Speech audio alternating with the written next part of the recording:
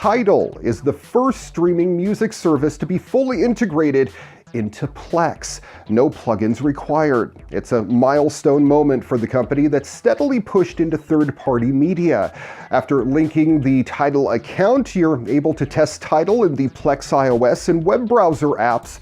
It works for the most part, especially if you just want to access the raw Tidal library.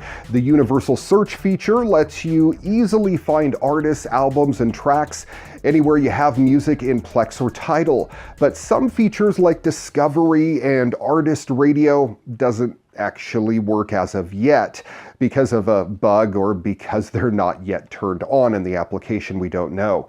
You can find full details on Plex's website. You can choose between Tidal Premium on its own for the usual $9.99 per month or the Tidal Hi-Fi and Plex Pass for $19.99 a month, which is the same price you'd pay for Tidal Hi-Fi on its own. Tidal streaming music gets integrated into your existing Plex library, which means that you should get solid Tidal recommendations in Plex Discovery and Artist Radio right from day one. Usually it takes any streaming music service some time to learn your tastes.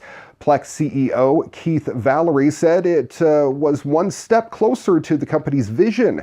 The addition of Tidal's music streaming service within Plex makes it the only solution right now that organizes and curates all major media types in one place.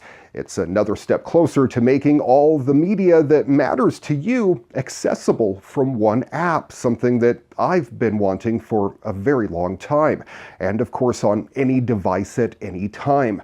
Tidal COO Lore Tibbon said that it was an obvious match. Plex's focus on high-quality content aligns perfectly with the unique music and content experience that Tidal fans love.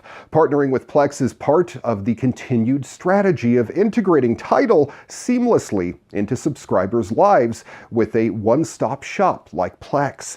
Though how long Tidal remains in business is an open question. There have been long-running reports of the company running out of cash, and it was said to be months behind on royalty payments earlier this year. Plex last month launched Web Shows, which offers free curated content to all users, and they have many other offerings as well. If you haven't seen it for yourself, just Google Plex TV and find out all the details for yourself. I'd say it's one of the few services out there that's actually worth its monthly fee.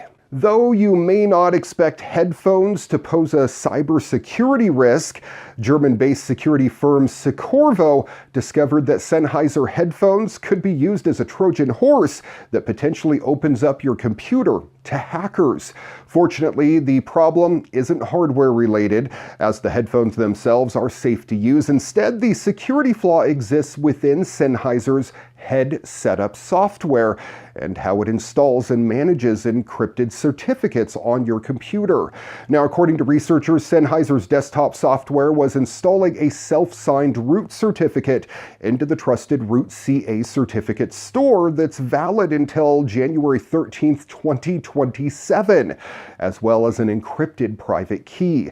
What does this mean? Well, the problem for Sennheiser is that the certificate uses the same decryption key for every installation of the software. An attacker who's able to decrypt this key would theoretically be able to issue forged certificates that impersonate any HTTPS website out there. These new certificates would give attackers access to traffic for other domains, allowing hackers to perform man-in-the-middle type attacks. Sennheiser was informed about this vulnerability in advance, is aware of the vulnerability impact, and started working on an update version of the head setup to resolve the issue, Secorvo writes in its report. Now, according to the developers, this process will take quite a while. In the interim, Sennheiser has implemented a temporary fix to keep users protected by removing that certificate altogether. Users can access the temporary solution through the headphone maker support site while the head setup software is being updated. And finally, happening in this week's What The? A man is recovering after police say he accidentally shot himself in the groin. Ow! Inside a Walmart in Phoenix. The Arizona Republic newspaper reports a semi-automatic handgun the man had tucked in his waistband began to slip, and the weapon discharged when the man tried to reposition it. Police found him in the meat section of the Walmart with, quote, survivable injuries. The man was not identified, and police said no one else was injured in the incident. Thank you for watching your weekly tech update. If you have a story you think we should feature on the program, send me an email, djraymcneil@gmail.com. Find us on Facebook at Your Weekly Tech Update, and check out our podcast, audio and video versions available on iTunes, Google, Spotify, Audio Burst, and elsewhere on the interwebs. Till next time, I'm Ray McNeil. Good night, world.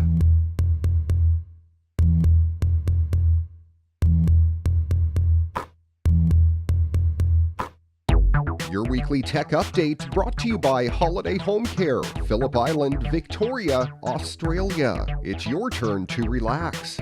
Before you get on holiday on the island, contact Holiday Home Care. We can set up your residence or holiday rental, do the shopping for you, provide linen and towels, and make sure it's all ready by the time you get here, giving you more time to enjoy what Phillip Island has to offer. For more information, visit holidayhomecarepi.com or email holidayhomecarepi@gmail.com.